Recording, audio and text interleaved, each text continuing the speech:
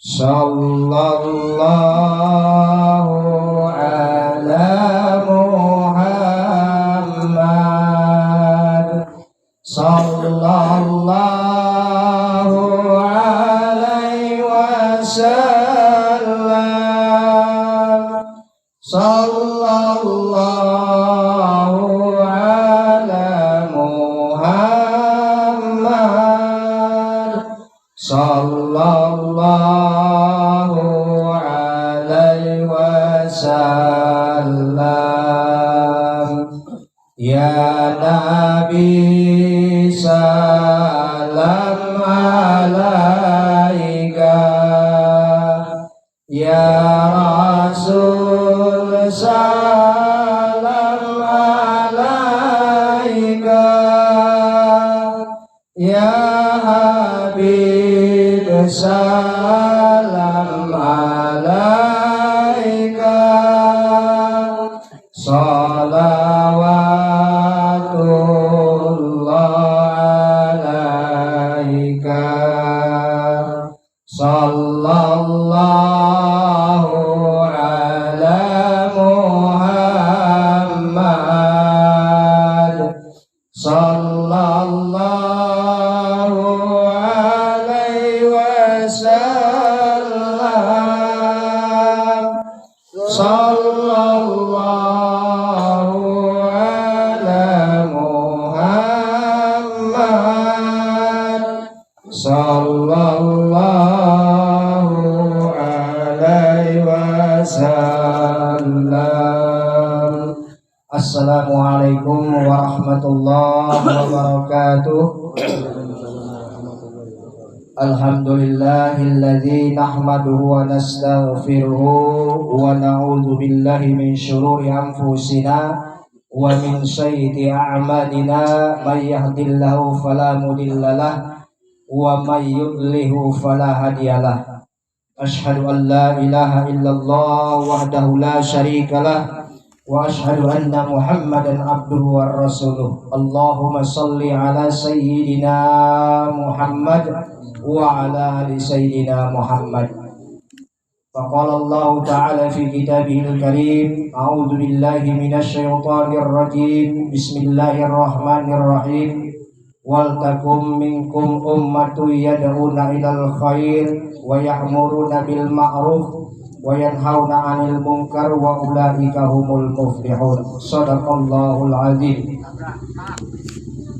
Yang kami muliakan Sohibul Bait serupun keluarga di rumah ini, yang kami muliakan bapak-bapak, ibu-ibu, jamaah takziah yang insya Allah dimuliakan oleh Allah Subhanahu wa ta'ala. Puja dan puji serta rasa syukur kita sama-sama kita persembahkan kehadiran Allah Azza wa Jalla, yang mana pada malam yang ketiga ini kita dapat hadir di tempat kediaman Sohibul Bait ini dalam rangka bermunajat kepada Allah Subhanahu wa ta'ala atas berpulangnya ke rahmatullah saudara kita Bapak Yahmandianto 3 hari yang lalu.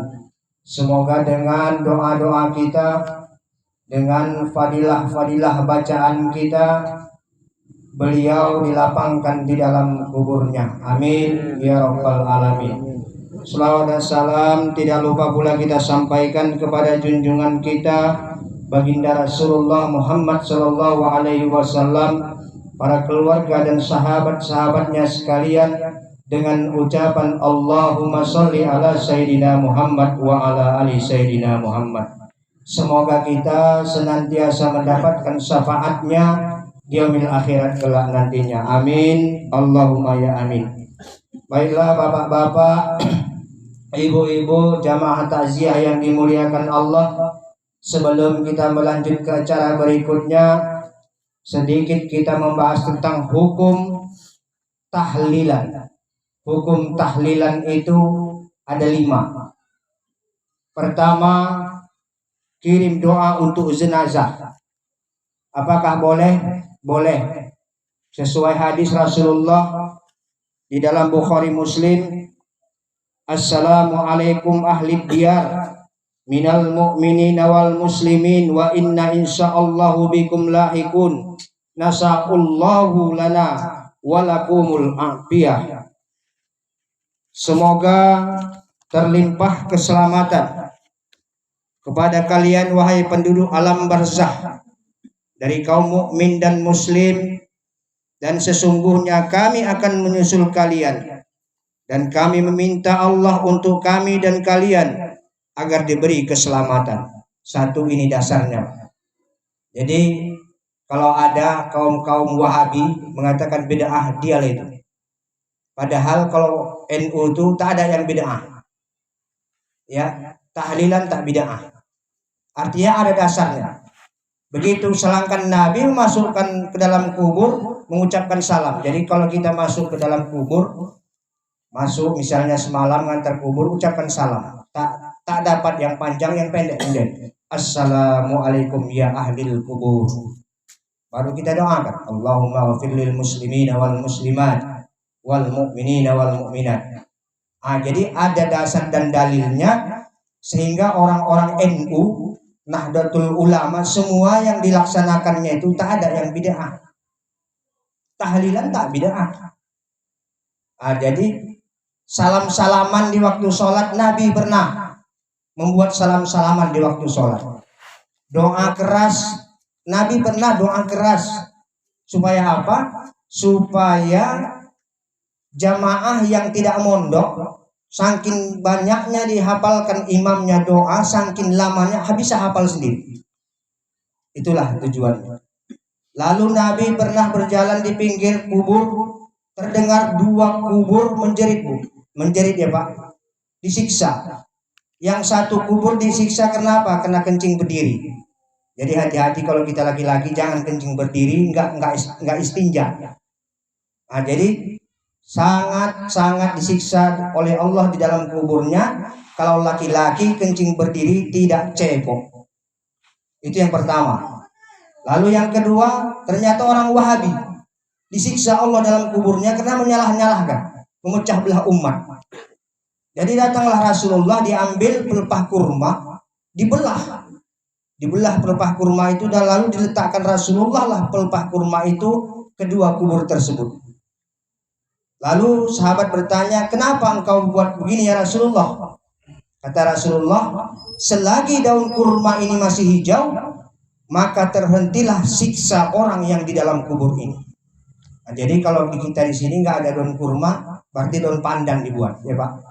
Daun pandan, mau ziarah, petikkan 3 biji daun-daun yang hijau itu, letakkan di kuburnya.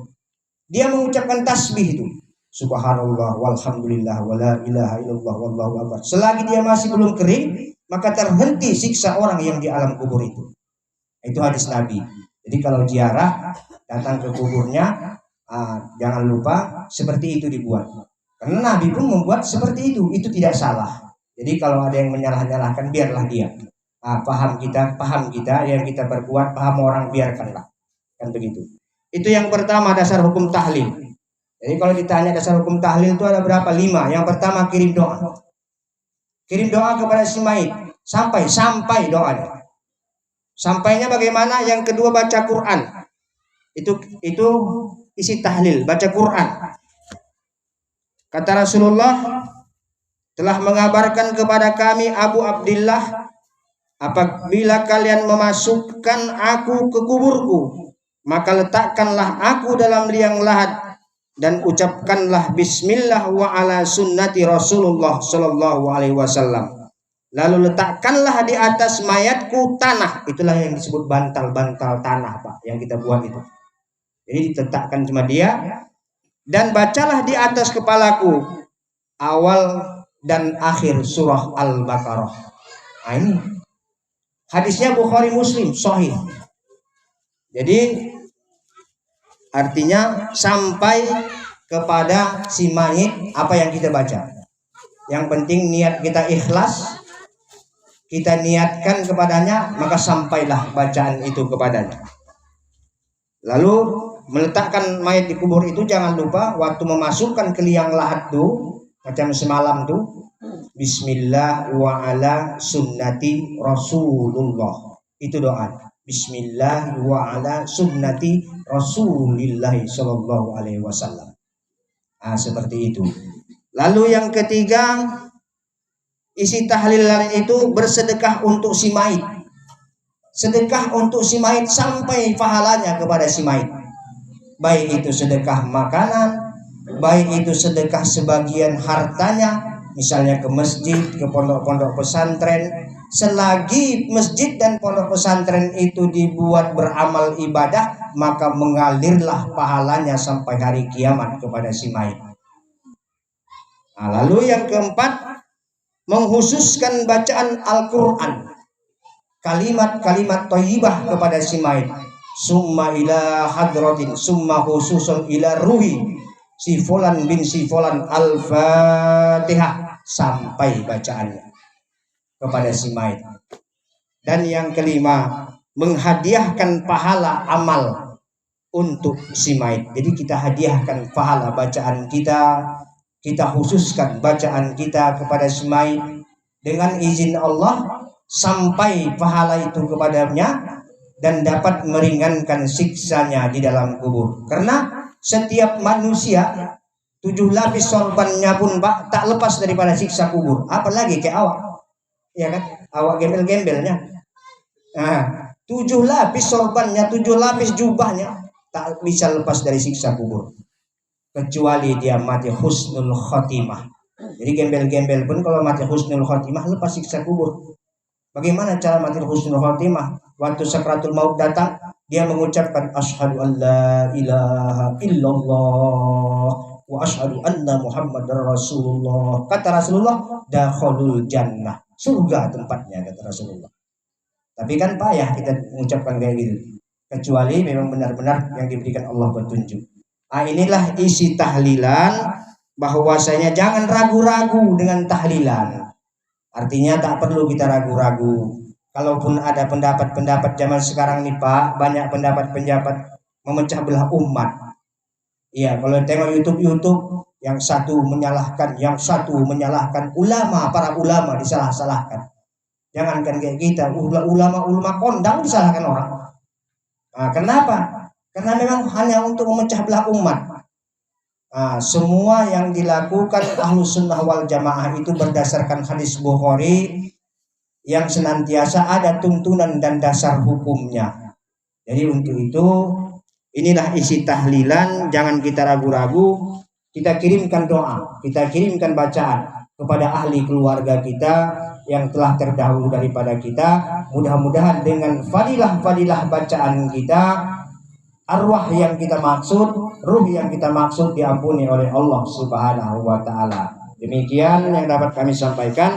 Untuk mempersingkat waktu, ulumul Fatihah sekaligus pimpinan Yasin dan tahtim nanti kami mintakan sama Bapak Imam Arifin, tahlil kami mintakan sama Bapak Atan, dan doa nanti kepada saya. Demikian, assalamualaikum warahmatullahi wabarakatuh.